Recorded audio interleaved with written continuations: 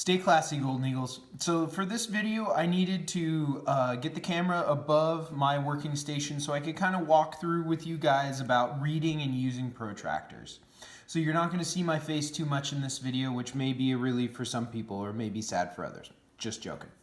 So one of the things that I want to talk really quickly about is that you guys got to make sure that you're watching the videos that Mr. Holt and I prepare for this, because otherwise a lot of the lessons are not going to, the lessons and the activities are not going to make sense unless you watch the videos.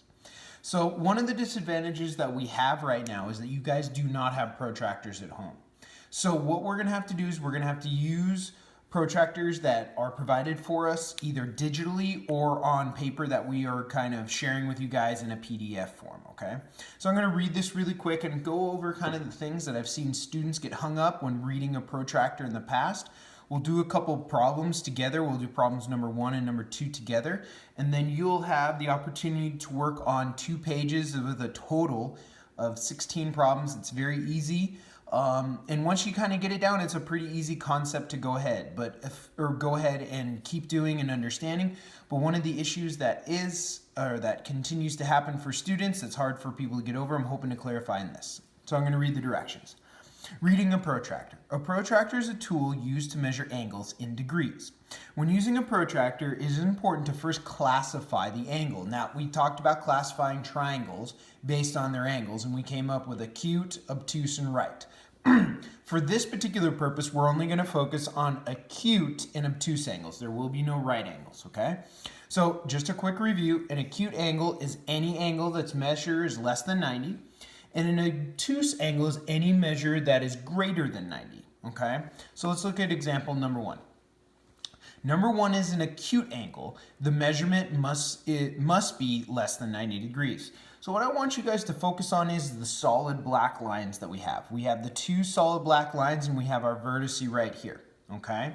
When you're using a protractor, and you will use a protractor later on in today's lesson, you must always line up any one of the 2 lines. It does not necessarily matter which one you choose, but you must line up the one of the 2 lines and have the vertice right here. So you notice the vertice is where the 2 line meets, so you line up the vertice and then you follow it straight out with the line. So it always must be one of your 2 lines must be with the vertice here in the middle, and then it either extends left or it extends right. The next problem that we'll show extends right.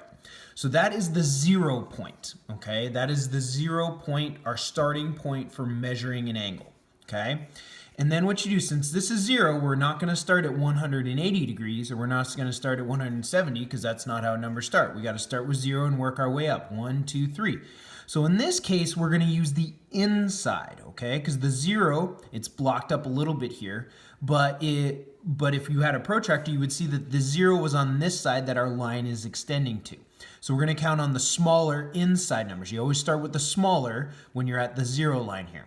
And we go up and we can see 10, we can see 20, and we can see 30, and that's where our other line meets up and continues on. Now you notice there's another number up top of it, and that's the number 150.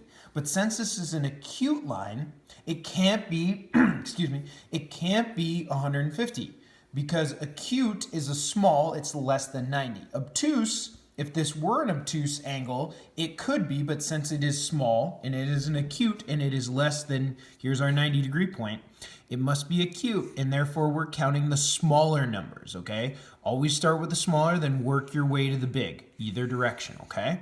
So this is an angle. The ray is another word for arm or for line, extends to the 30 and the 150 mark. Since angle 1 is acute, measure must be 30 degrees.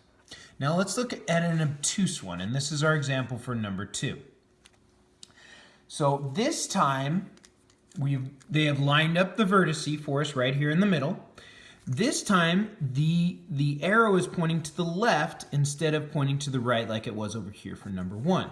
So we start over here with 0, and in this time, we're not following the inside track, we're following the outside, because the inside has 180, 170, 160, and on and on and on.